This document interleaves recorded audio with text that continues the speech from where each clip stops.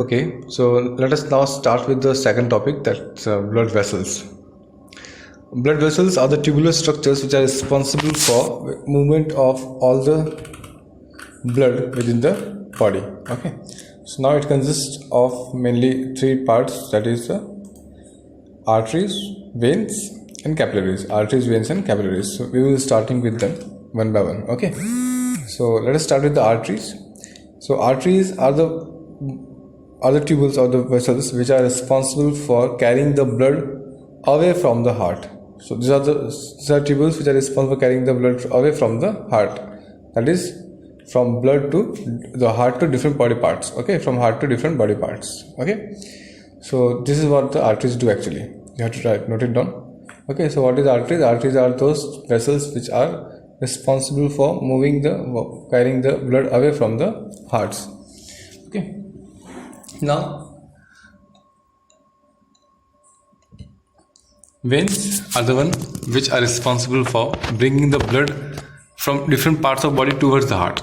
So both are basically functioning in a different manner, in opposite manner. Okay, so arteries are the one which carries away the blood away from the heart to the different parts of body, while the veins are those which are basically carrying the blood from the different parts of body towards the heart. Each artery and veins consist of three layers of coats. Each of them basically consists of three layers of coat, that is the tunica intima, tunica media and tunica externa. Tunica media, tunica intima and the tunica externa.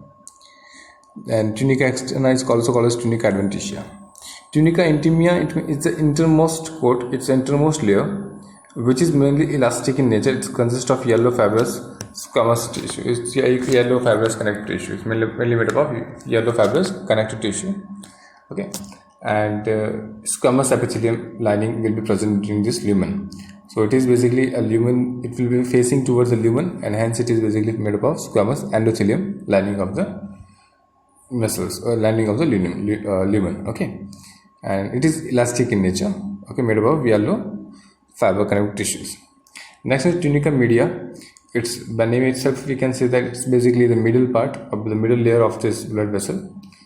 Okay, and it's formed again by the elastic connective tissue and smooth muscle fiber. So here, instead of this endothelium, we will be having the muscle fiber. What type of muscle fiber they are? Smooth muscle fiber. It means that they will be involuntary in nature. It will not be basically regulated by us, right? So they will be responsible for contraction and the relaxation movement of the blood vessels.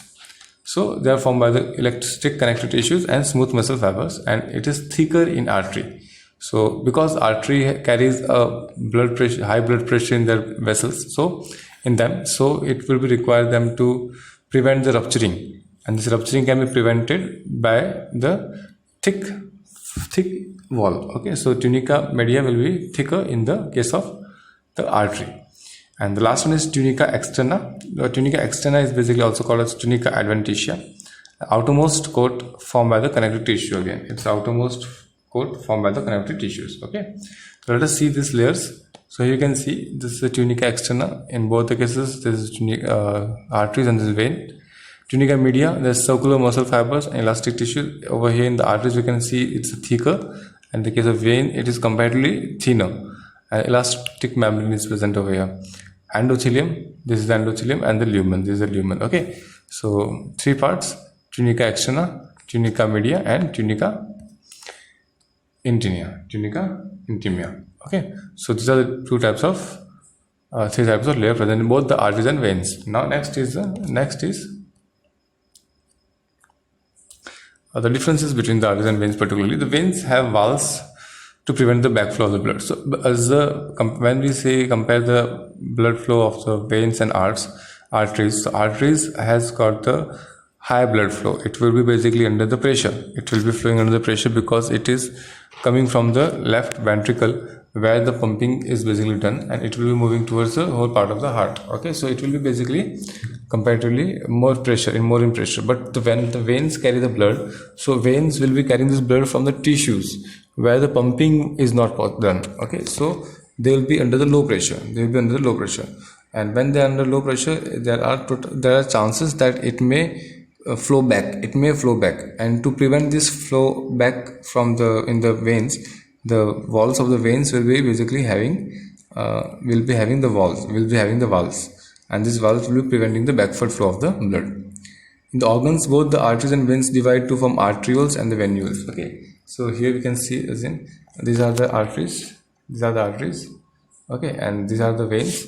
So when these arteries comes in contact with the organ, and when they move towards the tissues, particularly, what will they do? They will get divided into arterioles. These are the branching which is basically present in the arteries. Further, these arterioles are again divided into the capillaries. Now, the capillary is the part which forms the junction between the, or we can say interaction in, it is the junction present between the arterioles and the venules. Okay, so arteries will be carrying the oxygenated blood. Again, this arterioles will be also carrying the oxygenated blood, and it is the capillary which is actually responsible for the transportation. These capillaries will be diffusing their substances, which are maybe the gas, nutrient substance, or anything, into the interstitial fluid, from which it will be taken up by the cells, while they will be also uptaking the toxic substances, the waste material like CO2 and all that. Okay, and then it will be carrying into the veins. So arterioles, capillaries, then venules, and then veins, and then it will move to the heart.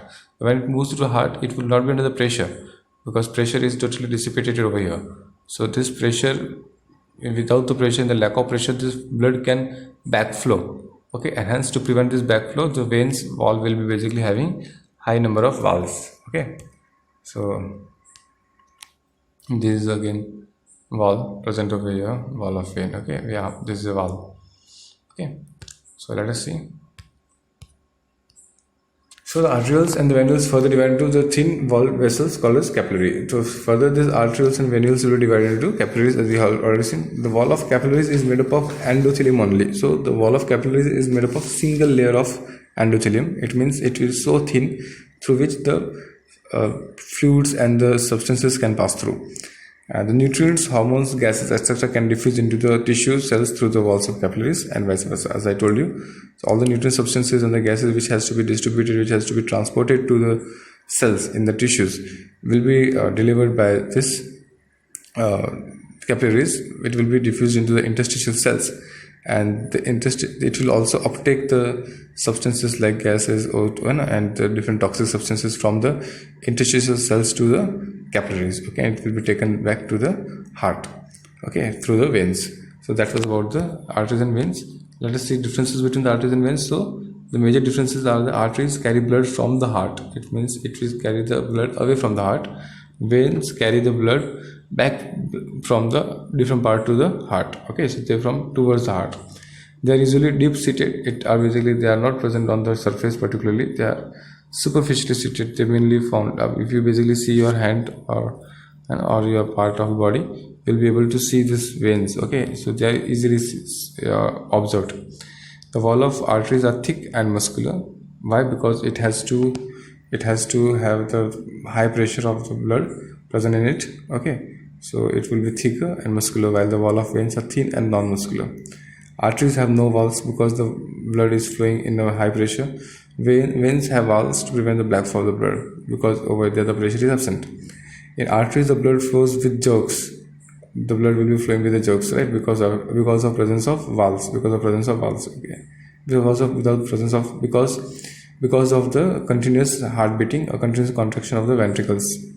So it will be flowing in the jerks. Okay. So every contraction will be leading to the jerk in the artery. In the case of blood, it flows smoothly without any jerk. The flow of blood is fast as the blood is in arteries is under great pressure. So the blood in the arteries will be flowing very fast, because the blood will be under the pressure exerted by the heart. And in the case of veins, the flow of blood in veins is not so fast, because the blood in vein is under low pressure. So in the veins, the blood pressure is not so high, so it will be not so fast. Except the pulmonary artery, all the arteries carry oxygenated blood. So this is something important. So except the pulmonary artery, which is carrying the blood from the heart to the lungs, it will be all other arteries will be carrying the oxygenated blood. While except the pulmonary veins, all the veins carry the oxygen. The pulmonary veins basically bring the oxygenated blood from lungs to the heart. And apart from this, all the veins which basically bring the blood to the heart, towards the heart, are basically deoxygenated. Okay, that's the exception you have to keep in mind. Okay, so that was about this. Next is circulation. So what is circulation? Circulation is basically systematic circulation, as we have already seen, the movement of the blood from the heart. Okay, so it can be single circulatory system or double circulatory system. We have already seen. Okay, now let us see again its different types. So what is circulation? How can we define it? Let us see. So circulation is a movement of blood. The movement of blood follows double circulation, that is systematic and pulmonary circulation. Now, first of all, let us start with the double circulation, and in that systemic circulation. A systemic circulation involves the flow of oxygenated blood from the left ventricle to all parts of the body. It is already discussed right now. Okay, to all the parts of the body, and deoxygenated blood from the various part to the right of the atrium. So here, the blood will be basically oxygenated blood from the left ventricle will be passed to the different parts of the body through the aorta. Okay, and the deoxygenated blood, which is basically collected to the different parts of the body, will be coming to the right atrium, and this is called a systemic circulation. And the systemic circulation starts from the left ventricle of the heart, passes to the aorta and to the arteries originating from it, and all the branches. Okay, you have to keep it in mind. Then it forms the arterioles, then capillaries, then venules, and the veins of the whole body, and finally to the vena cava, two vena cavas, the superior vena cava, inferior cava, and then back to the right atrium. So this is the one circulation. So one circulation is the right starts from the left ventricle to the pulmonary artery, to the aorta, then aorta to arterioles to capillaries, capillaries to venules, venules to veins, veins to heart. Okay, and this whole runs to basically the superior and inferior vena cava, and then the heart. So this circulation which is basically present between the heart and the body part. Note it down. So the one part is basically the heart and the body part. Okay, and this is called a systemic circulation. And it is greater circulation. It is also called as greater circulation. Because it is the one of the most significant circulation. Okay, and it's a larger circulation comparatively. Okay, so it's called as greater circulation, or it can also be called as peripheral circulation. It is also called as peripheral circulation. So it is called as peripheral circulation, the greater circulation. Second is the pulmonary circulation. So the first circulation is between the heart and the different parts of the body.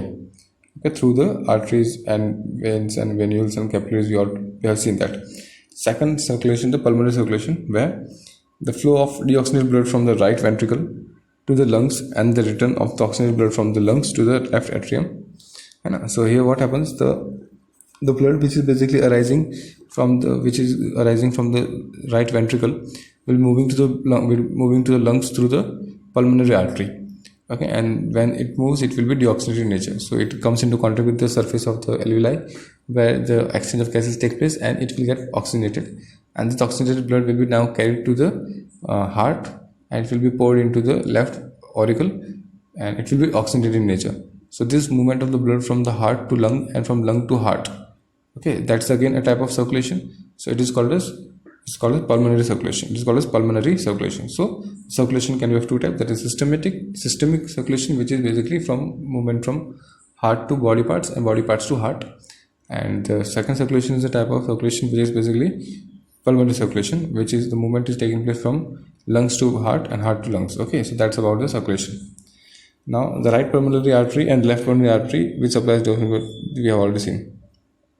Two pulmonary veins from each lung transport the oxygenated blood to the left atrium. We have seen. The systemic circulation of pulmonary circulation consists of so here we can see the two circular system are found. Two circulation are found. The one is the systemic and the second is the pulmonary, and hence such type of circulation is called as double circulation, which is found in the mammals mainly. So here you can see this is lungs, from lungs to heart, and from heart to lungs. So this is the one circulation, and the other circulation is from heart to different body parts, and from body parts to heart. So here the blood will be basically moving around for the two times. Okay, and hence it is called as double circulation in human beings. Okay, here you can see again, this is right atrium, left atrium. So right atrium will be delivering the deoxygenated blood will be moving to right ventricle. Will be this right ventricle, from right ventricle to moving to the lungs, and in the lungs it will get oxygen, and hence it will get oxygenated, where it will get into the left atrium. Now the left atrium will be now moving to this left ventricle, from which it will be moving to different parts of the body except lungs. Okay, and then it will again, once it get oxygenated, once it get deoxygenated, the veins will carry them again into the right atrium. Okay, so this part is the systemic circulation, and this part is the pulmonary circulation. That is about the double circulation in the human beings particularly. Okay, so the differences, let us see. Systemic circulation is a larger circuit which supplies blood to the various parts of the body and back to the heart. It is a smaller circuit which carries the blood to the lungs and back to the heart. So here the distance, or we can see the network is so high, here it will be a bit low because the lungs is present just near to the heart. Okay, so it doesn't require a long path, but here it is requiring long path. It supplies the oxygenated blood to all the parts of the body. It carries deoxygenated blood to the, so here in the case of systemic circulation, the body parts will be getting the oxygenated blood when it is moving from the left ventricle, while in the case of pulmonary circulation, it carries the deoxygenated blood to the lungs from oxidation. Okay, oxygenation. Now the blood is pumped by the left ventricle and received by the right atrium. Okay, so here we see that the left ventricle will be basically pumping out the blood to the body, and then it will be coming back to the right atrium. In the case of pulmonary, the blood is pumped by right ventricle and received by the left atrium. Okay, so this is how the difference between the systemic circulation and the pulmonary circulation. Next is circulation through special regions. Now, apart from this two circulation systems, there are some other special regions as well where the special circulation is basically obtained or found, like coronary circulation. Coronary circulation is basically the one which is responsible for providing the, although we see that the cardiac muscles are the one which do not get fatigue, so they are continuously movement, so they will requiring energy as well. So the coronary circulation is that circulation of the blood in the cardiac muscles. Okay, and it is also called as cardiac circulation. So the flow of oxygenated blood from the ascending aorta to the heart muscles, and the return of the oxygenated blood from the heart muscle to the right atrium. So here the muscles will basically getting, the heart muscles will getting the oxygenated blood from the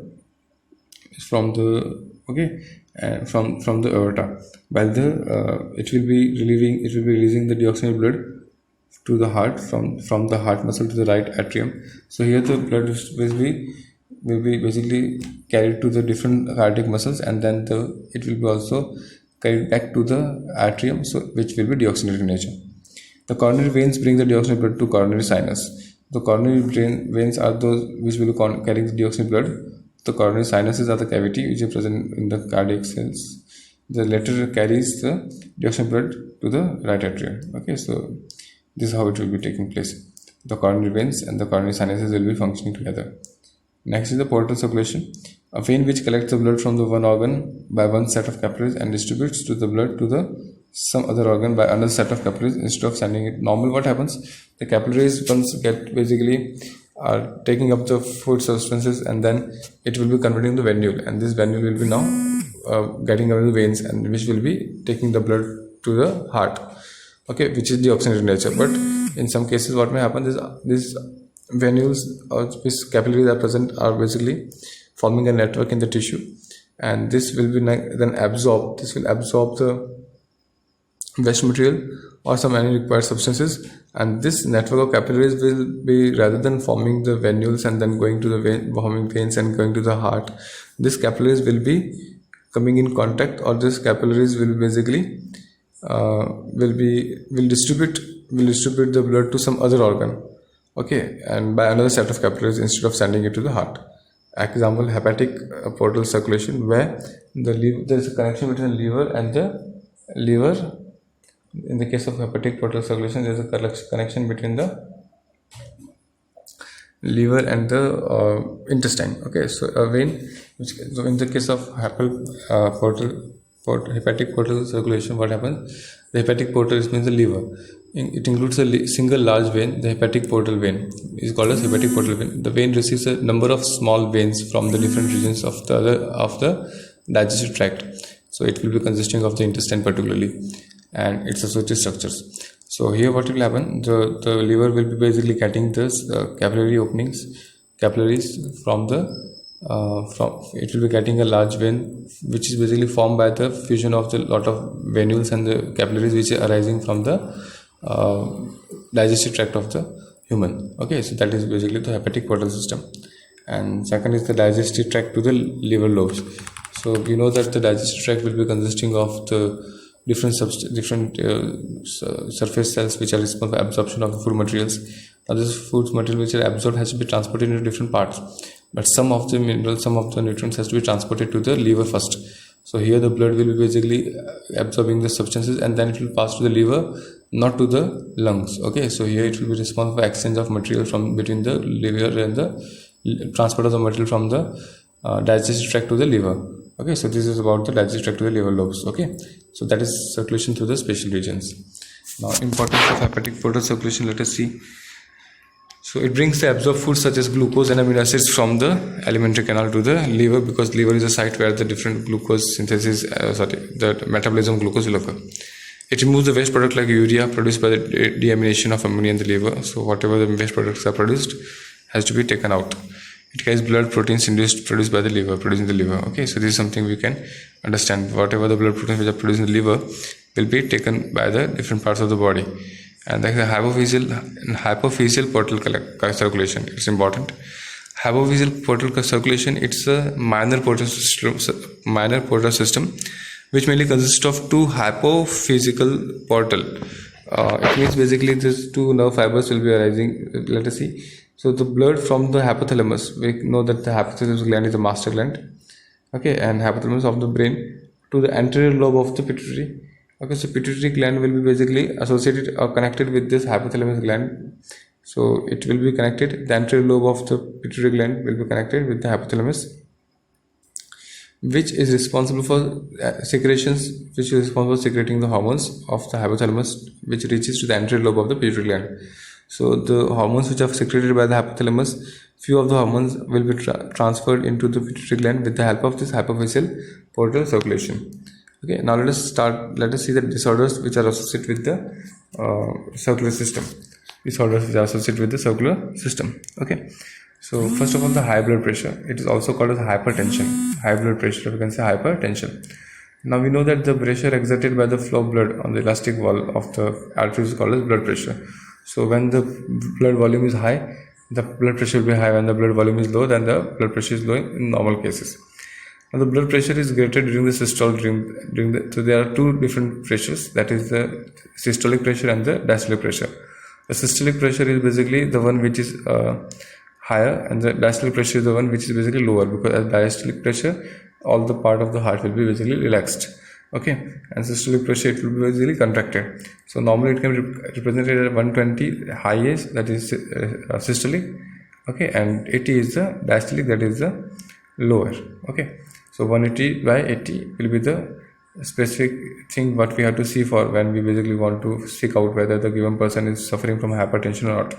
So if the pressure is more than 120, let's say 140, 130, 150, then that's the high pressure. If the person maybe basically go for the low pressure, that is called as hypotension. So let us see. The increase in the blood pressure beyond 140 mmHg systolic and 90 mmHg of diastolic is referred to as high blood pressure. We have seen that. And a continuous or sustained rise in arterial blood pressure is known as hypertension. What is hypertension? A sustained or continuous rise in the arterial blood, okay, is called as hypertension. The fall in blood pressure is termed as low blood pressure or hypertension.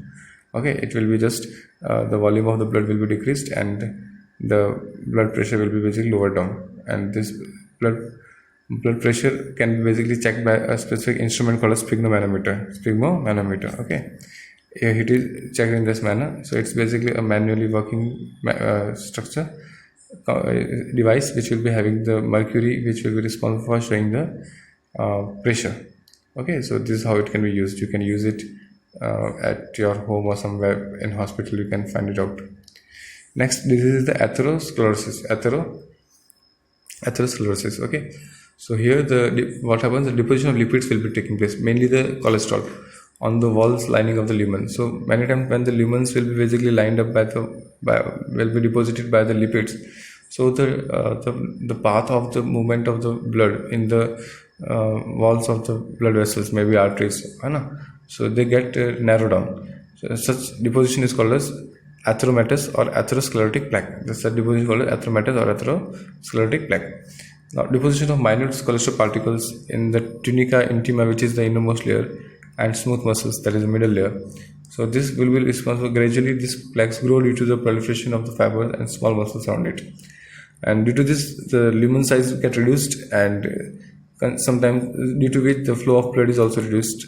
Okay, and in extreme conditions, these plaques may completely block the artery. So that may happen that once the lumen is blocked, so such plaques formed in the coronary artery, and if such plaques are formed in the coronary artery, which is responsible for providing the impulse to the heart, so it may reduce the blood supply to the heart or may stop the supply of the heart. So in this condition, the heart attack or heart stroke may occur.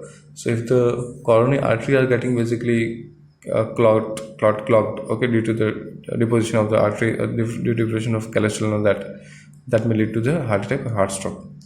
A high concentration of cholesterol in the form of low density lipoprotein in the blood plasma is responsible for atherosclerosis.